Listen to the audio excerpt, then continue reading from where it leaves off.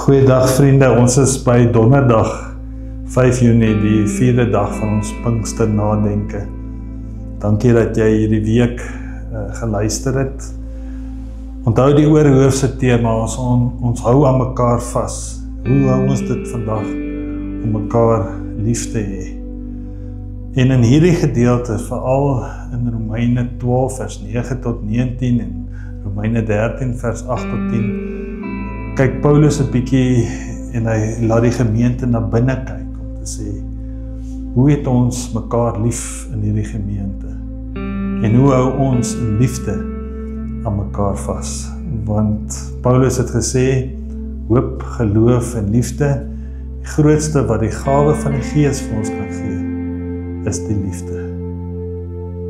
Kom luister verder vanaand daarna.